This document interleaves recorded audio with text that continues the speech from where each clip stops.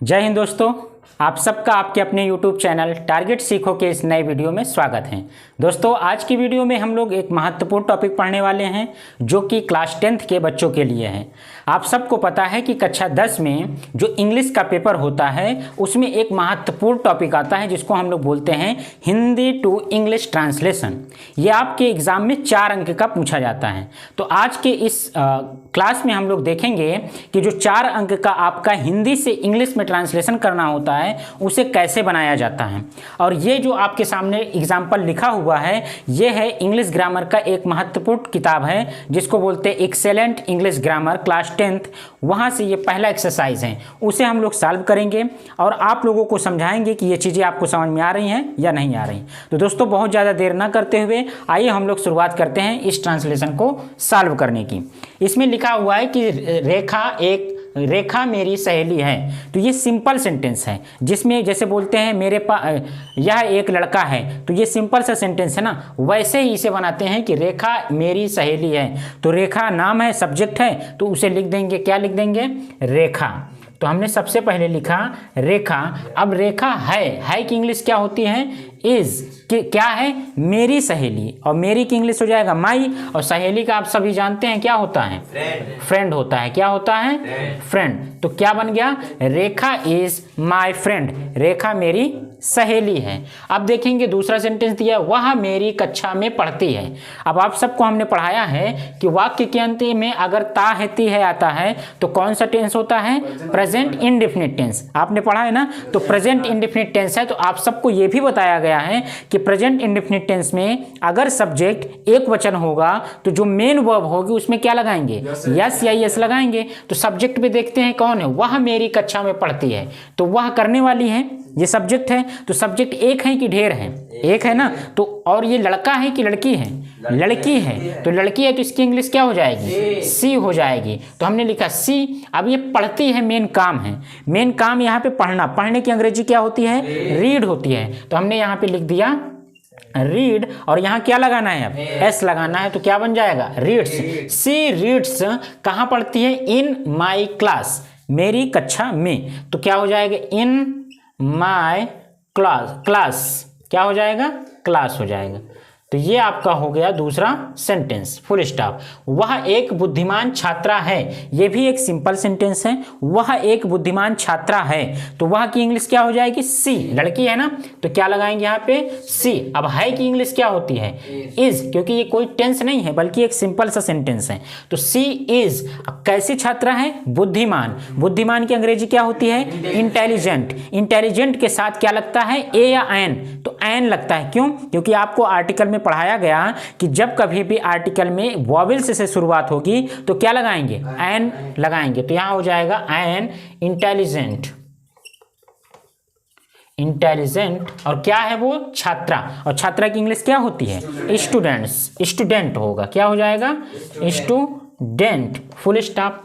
उसमें अनेक गुण हैं, उसमें मतलब उस लड़की की बात कर रहे हैं ना, क्योंकि सब्जेक्ट एक बार बता दिया है रेखा, तो सारी की सारी कहानी किस पे डिपेंड है, रेखा पे डिपेंड है। तो रेखा की अंग्रेजी मतलब उसको हमने प्रोनाउन में बदल दिया। रेखा नाम था, नाउन था, बार बार नाम लाएंगे तो अच्छा नहीं लगता है, तो नाम के दर पर अगर यूज कर देते तो प्रोनाउन हो जाता है। तो उसमें अनेक गुण है, तो उसमें ये लड़की है, तो लड़की के लिए क्या लगेगा, सी लगेगा।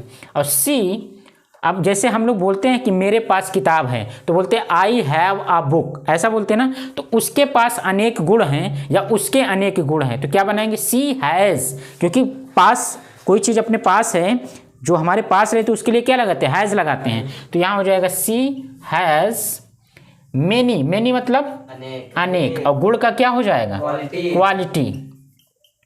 क्वालिटी होगा कि क्वालिटीज, क्योंकि एक नहीं है ना, अनेक हैं, अनेक गुण हैं, तो क्वालिटीज हो गया। यहां तक किसी को कोई दिक्कत है क्या, नहीं है ना। आगे देखते हैं, वह सदा कक्षा में प्रथम आती है। ये फिर आपका कौन सा टेंस आ गया, प्रेजेंट इंडेफिनिट आ गया। तो वह की इंग्लिश पहले लिखिए, सी।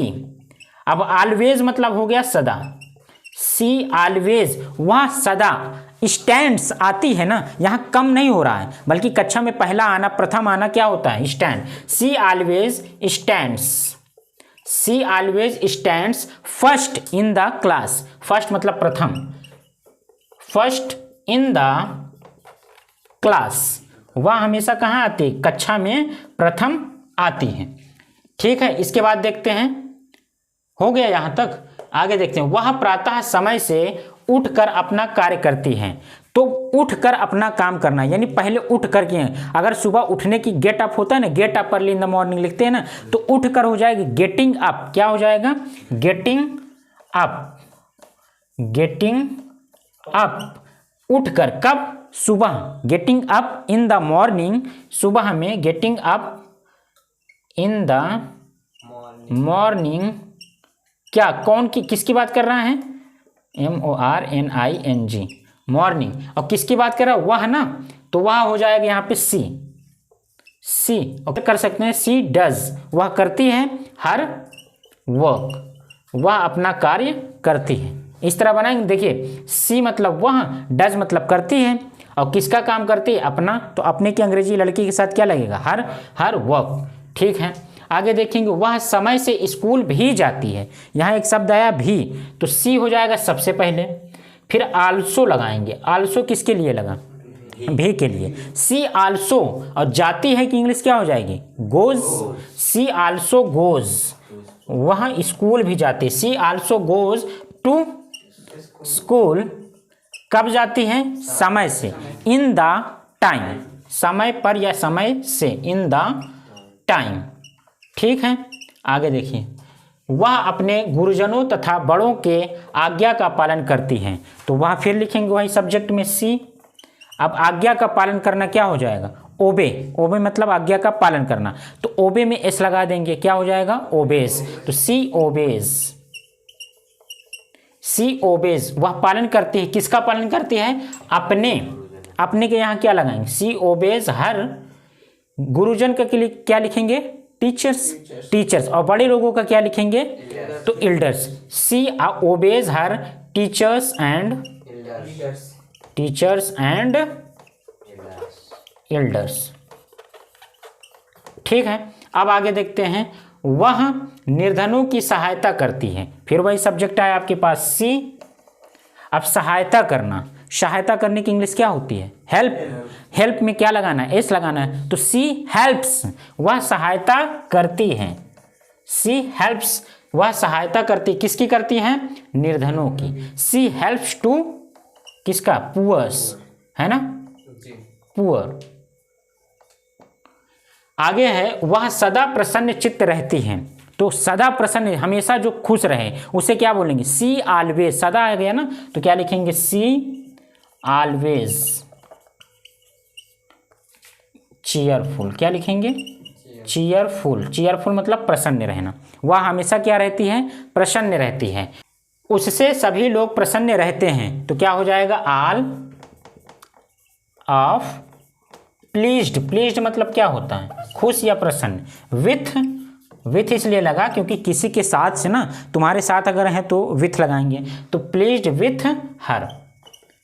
तो ये रहा आपका सेंटेंस, जो कि क्लास 10th का पहला एक्सरसाइज था एक्सीलेंट इंग्लिश ग्रामर का। इस प्रकार से हम लोग रोज़ डेली आपको लगातार एक के बाद वीडियो यहाँ से देते रहेंगे, जो कि इसी बुक से रहेगा, और सारे के सारे जो एक्सरसाइज हैं वो आपको इस चैनल पर लगातार मिलते रहेंगी। और अगर आप चैनल पर नए हैं तो चैनल को सब्सक्राइब कर लीजिएगा, वीडियो पसंद आए तो लाइक कीजिएगा, अगर आप चाहते हैं कि ऐसी वीडियो और आए तो कमेंट करके बताइएगा। ठीक है दोस्तों, और ऐसे हमारे वीडियो को देखते रहिए। बहुत बहुत धन्यवाद, thank you so much, best of luck.